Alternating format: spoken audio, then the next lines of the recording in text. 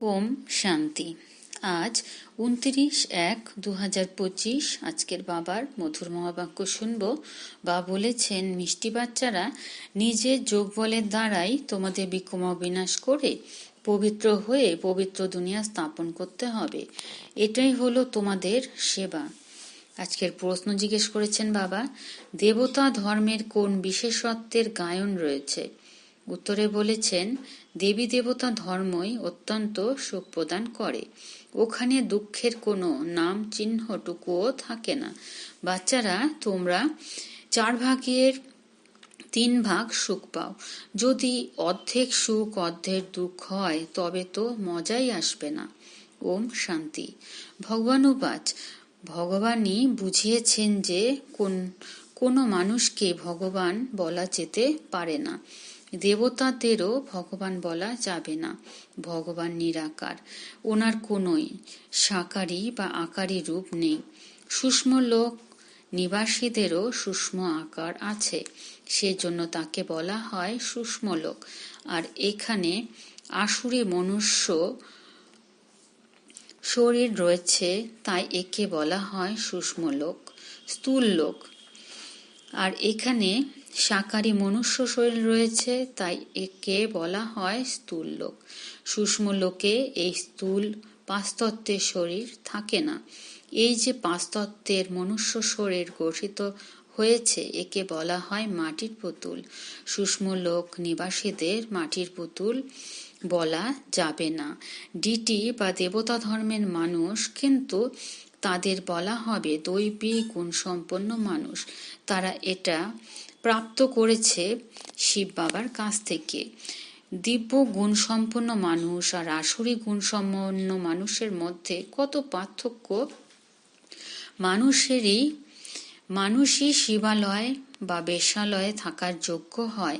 সত্যযুগকে বলা হয় শিবালয়। সত্যযুগও এখানেই কোনো মূল লোক বা পরমধাম বা সূক্ষ্ম লোকে সত্যযুগ হয় না। বাচ্চারা, তোমরা জানো যে ওটাই শিব বাবা স্থাপন করা শিবালয়। কখন স্থাপন করেছিলেন? সঙ্গমে। এ হলো পুরুষোত্তম সঙ্গম যুগ। এখন এই দুনিয়া হলো পতিত তমপ্রধান। একে শতপ্রধান নতুন দুনিয়া বলা যাবে না। নতুন দুনিয়াকে শতপ্রধান বলা হয়। সেটাই পরে যখন পুরনো হয় তখন তাকে তমপ্রধান বলা হয়। পুনরায় শতপ্রধান কিভাবে হবে? বাচ্চারা, তোমাদের যোগ বলের দ্বারাই তোমাদের বিকর্ম বিনাশ হয় আর তোমরা পবিত্র হয়ে যাও। পবিত্রদের জন্য পুনরায় অবশ্যই পবিত্র দুনিয়া চাই। নতুন দুনিয়াকে পবিত্র, পুরনো দুনিয়াকে অপবিত্র বলা হয়। পবিত্র দুনিয়া বাবা স্থাপন করেন, পতিত দুনিয়া রাবণ স্থাপন করে। এই কথা কোনো মানুষই জানে না। যদি এই 5 বিজ্ঞান না থাকতো, তাহলে মানুষ দুঃখী হয়ে বাবাকে কেন স্মরণ করে?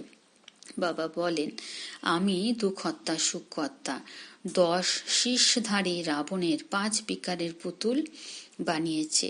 সেই রাবণকে শত্রু মনে করে দহন করা হয়। তাও এমন নয় যে দাপরাদি থেকে জ্বালানো শুরু হয়েছে। না, যখন তমপ্রধান হয়ে গেছে তখন কোনো না কোনো মতাবলম্বী বসে এই নতুন কথা অর্থাৎ নিয়ম বের করেছে। যখন কেউ অত্যন্ত দুঃখ দেয় তখন তার এফিসি অর্থাৎ কুশপুতুল বানানো হয়। এখানেও মানুষ যখন অত্যন্ত দুঃখ পায় তখন এই রাবণের ভূত কুশপুতুলিকা বানিয়ে দহন করে।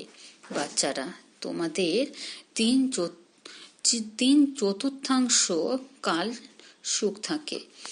যদি দুঃখ অর্ধেক হতো তাহলে তার আনন্দই বা কি থাকতো? বাবা বলেন, তোমাদের এই দেবী দেবতা ধর্ম অত্যন্ত সুখ প্রদান করে। সৃষ্টি অনাদি।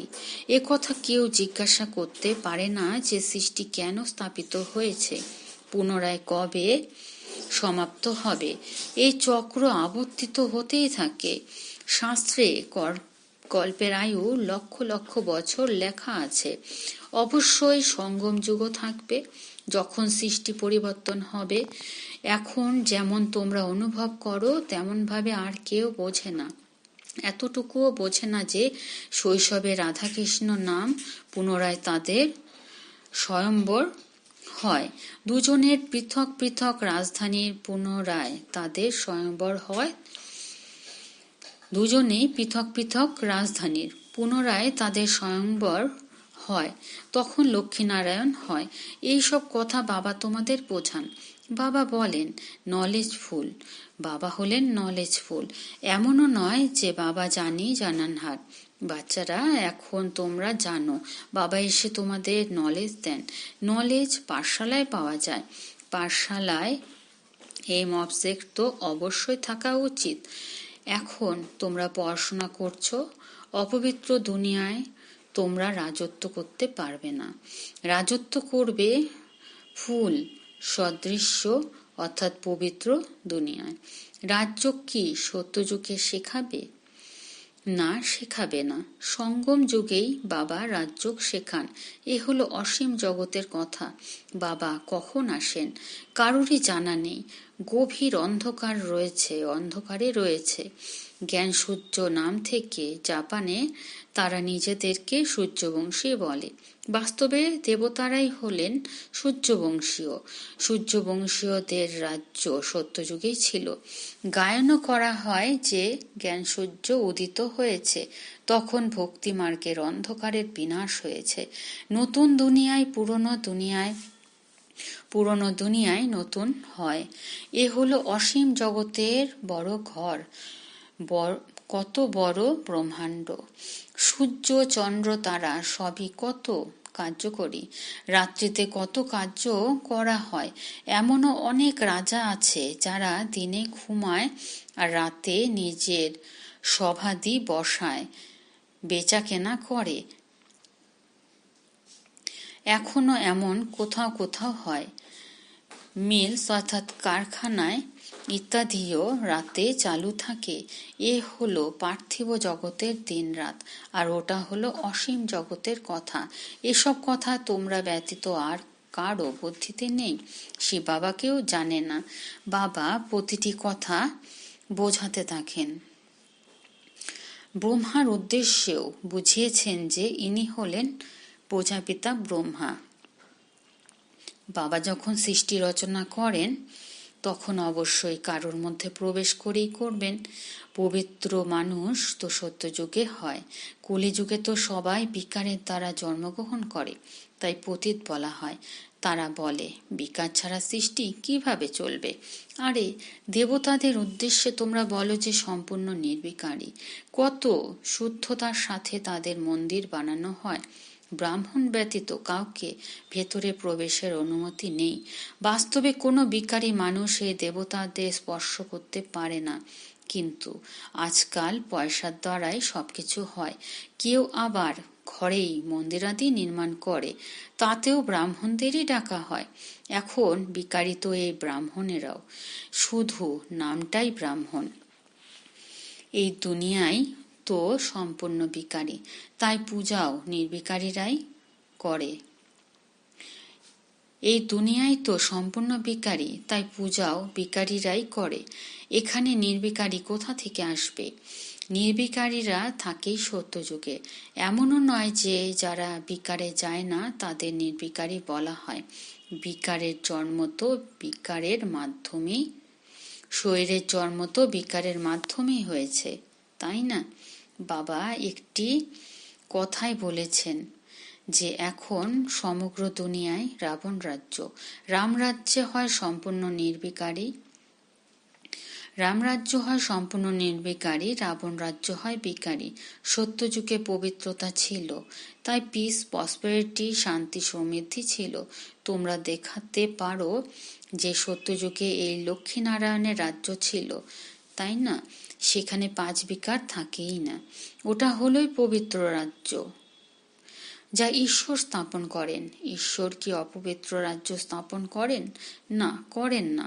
সত্যযুগে যদি অপবিত্রতা থাকতো তাহলে তারা ভগবানকে ডাকতো, তাই না? ওখানে তো কেউ ডাকেই না। সুখের সময় কেউ স্মরণ করে না, পরমাত্মার মহিমাও করে সুখের সাগর, পবিত্রতার সাগর। তারা বলেও যে শান্তি থাকুক। এখন মানুষ সমগ্র দুনিয়ায় শান্তি স্থাপন কিভাবে করবে?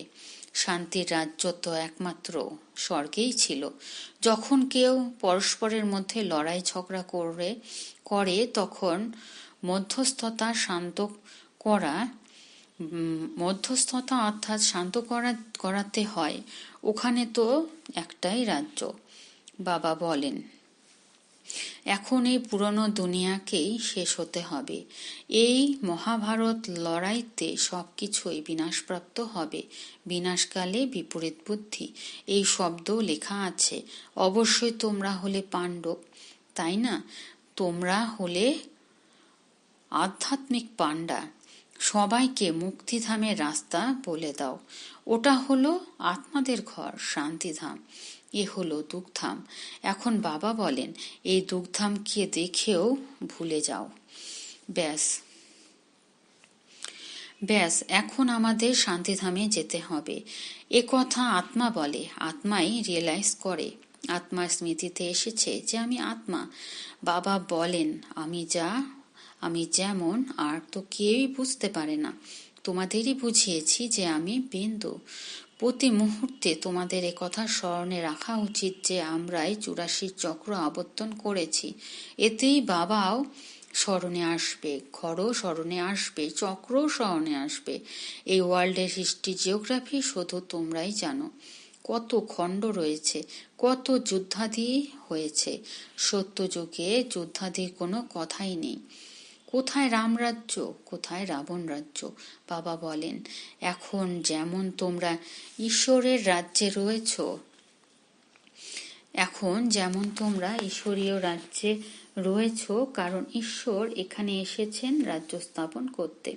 ঈশ্বর স্বয়ং রাজ্য করেন না, স্বয়ং রাজত্ব নেন না। তিনি নিষ্কাম সেবা করেন। সর্বোচ্চ হলেন ভগবান। তিনি সর্ব আত্মাদের পিতা। বাবা বলতেই খুশির পারদ সম্পূর্ণ ঊর্ধ্বগামী হয়ে যাওয়া উচিত।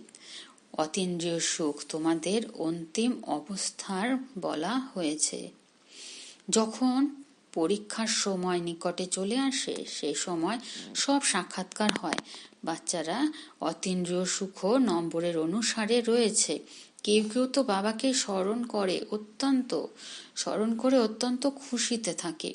বাচ্চারা, তোমাদের সারাদিন যেন এমন ফিলিং আসে যে, ও বাবা, তুমি আমাদের কি থেকে কি বানিয়ে দিয়েছ। তোমার থেকে আমরা কতই না সুখ পাই। বাবাকে স্মরণ করলে প্রেমে অশ্রু এসে যায়।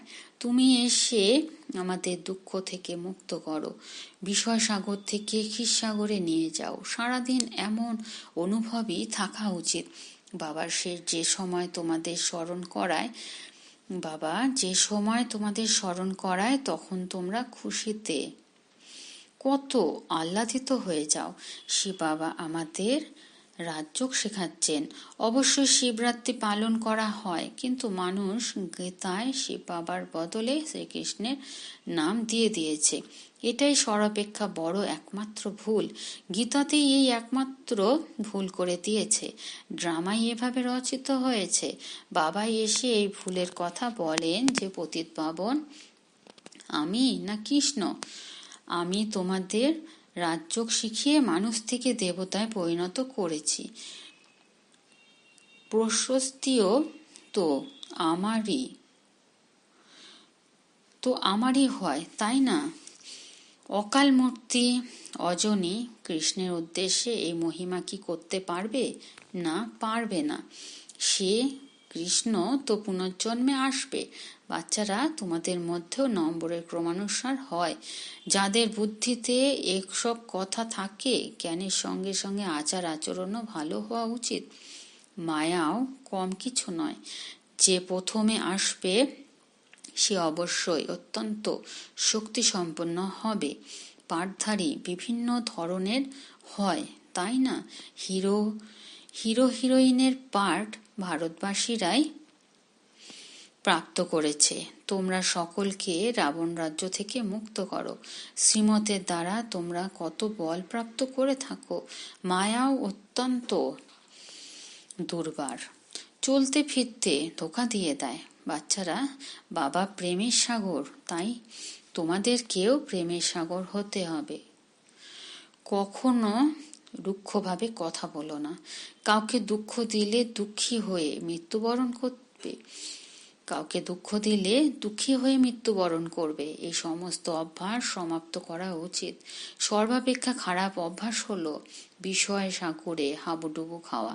বাবাও বলেন, কামবিকার হলো মহাশত্রু। কত বাচ্চারা কন্যা মার খায়। কেউ কেউ বাচ্চাদের বলে কেউ কেউ বাচ্চাদের বলে দেবে যে ঠিক আছে, পবিত্র থাকো। আরে প্রথমে নিজে তো পবিত্র হও।